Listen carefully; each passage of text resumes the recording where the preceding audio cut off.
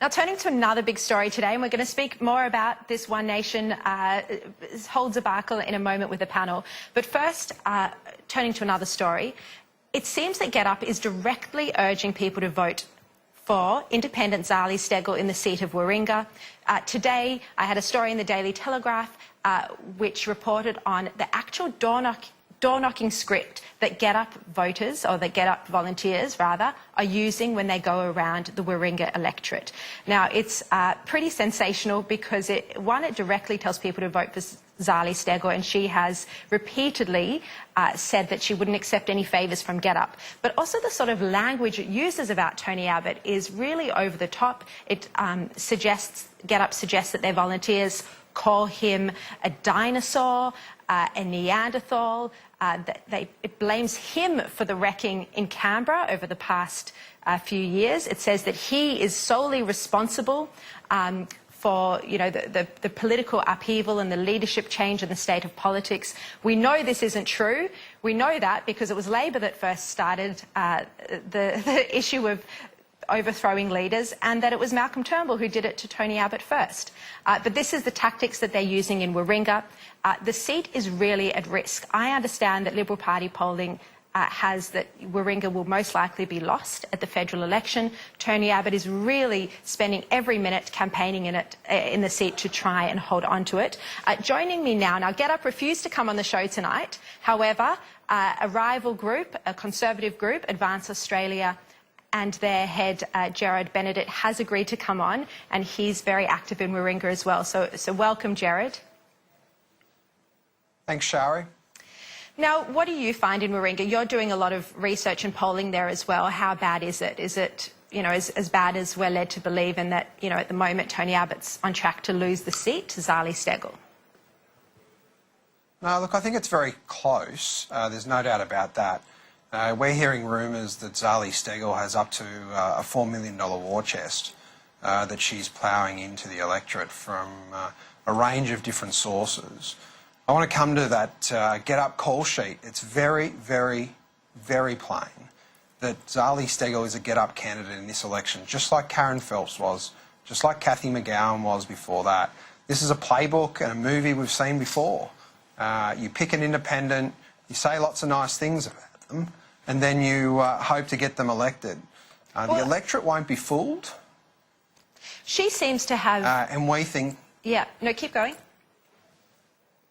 I was going to say, she seems to think that she can get away with saying that she's a soft Liberal or a progressive Liberal, whatever term she uses, but for the last 20 years she's never voted Liberal at a federal election.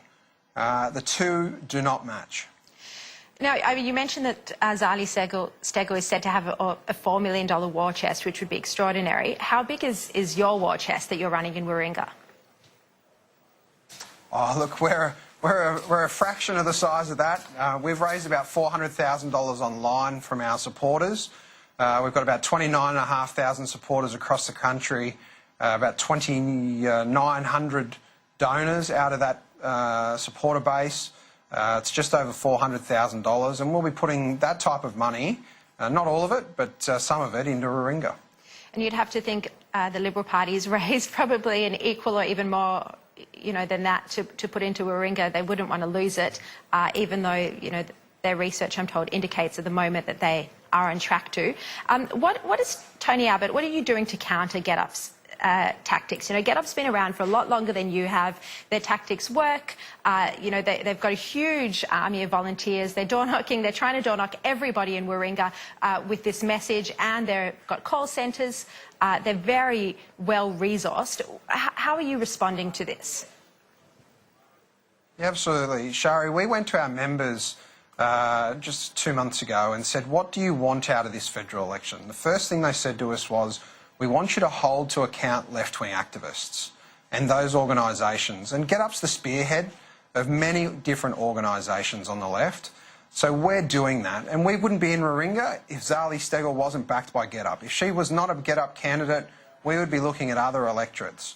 That's how we focused our resources this election campaign. We'll be doing things. We've got a truck rolling around the electorate telling people that over the last 20 years, Zali Steggall has not voted Liberal at a federal election, but she wants you to believe that she's a Liberal, and it's simply not true.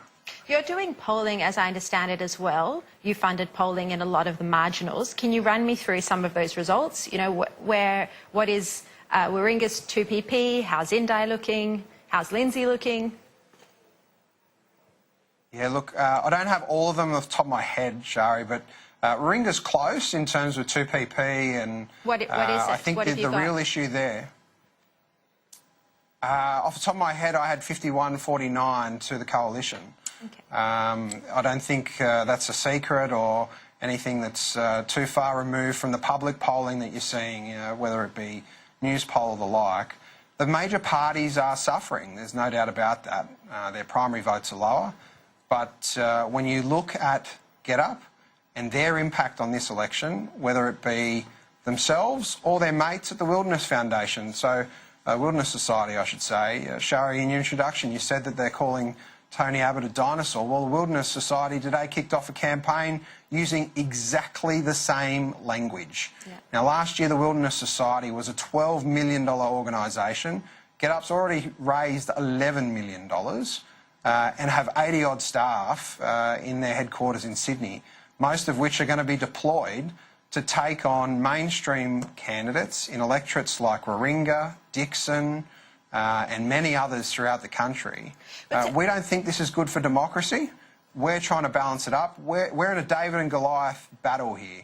We are 4 months old and we're putting, as you would say, rubber on the road, and GetUp's been around for 14 years.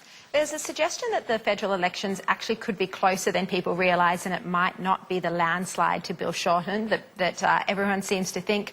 You know, the New South Wales state election on the weekend showed that the Liberal brand isn't toxic in this state, that it is an electable brand. You know, many people, including Gladys Berejiklian, had worried that as a result of all the federal dysfunction, it was just completely toxic. It's not. Victoria is obviously a problem, but what's your sense? I mean, what do you think? Could the Prime Minister pick up enough seats elsewhere around the country to kind of get in a competitive, if not winnable, position?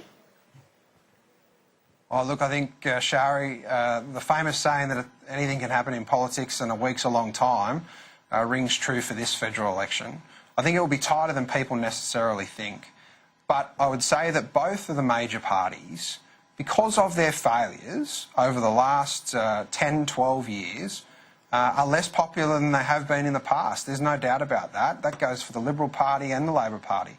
And I think if you see out of the New South Wales result, people are looking for mainstream candidates who are going to put up their hand and actually articulate a vision, not be afraid of the issues, and to have an opinion. And I think that's what punters want to see when they go into a polling booth on election day. Thank you so much for your time, Jared. Really appreciate it. Pleasure.